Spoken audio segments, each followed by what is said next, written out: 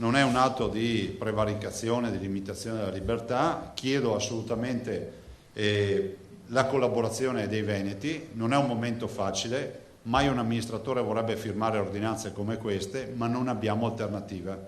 Il mio primo obiettivo non è il consenso, ma è la salute dei veneti. Ieri il presidente Zaia aveva anticipato l'intenzione di voler firmare un'ordinanza più restrittiva 24 ore dopo l'annuncio. Ho firmato l'ordinanza questa mattina, quindi da domani cambiano alcune cose. Il governatore del Veneto dunque ha firmato un'ordinanza che prevede misure più restrittive con un unico obiettivo: contrastare l'assembramento di persone, scongiurando così un'ulteriore diffusione del contagio. Nello specifico vengono chiusi parchi e giardini pubblici o aperti al pubblico e siti che si prestino all'intrattenimento per attività motoria di qualsiasi natura.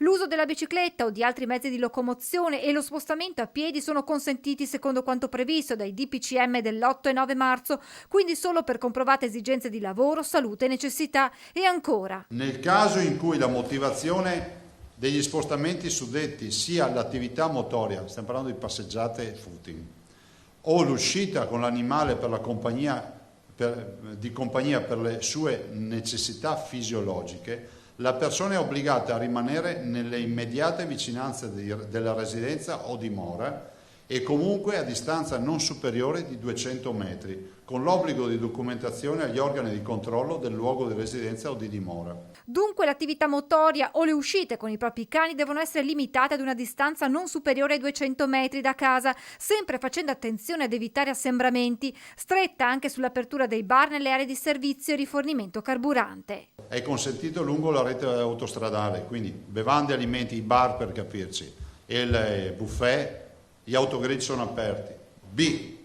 È consentita limitatamente la fascia oraria delle 6 del mattino alle 6 di sera per quelli che sono extraurbani dei distributori. Non è consentita C nelle aree di servizio e di rifornimento ubicate nei tratti stradali comunque classificati che attraversano i centri abitati. E poi l'ordinanza interviene anche in materia di esercizi commerciali di qualsiasi dimensione per la vendita di generi alimentari. È vietata nel giorno della giornata di domenica, quindi domenica tutto chiuso. Nell'accedere agli esercizi aperti al pubblico per approvvigionarsi del necessario è fatto a tutti obbligo di limitare l'accesso all'interno, stiamo parlando dei punti vendita, dei locali ad un solo componente per nucleo familiare. Restano invece aperte farmacie, parafarmacie ed edicole. L'ordinanza sarà valida fino al 3 aprile, salvo proroga o revoca. Le misure regionali perdono efficacia nel caso entrino in vigore disposizioni statali più restrittive. E la mia coscienza mi dice che la salute dei veneti va tutelata così, e forse è ancora poco come restrizione.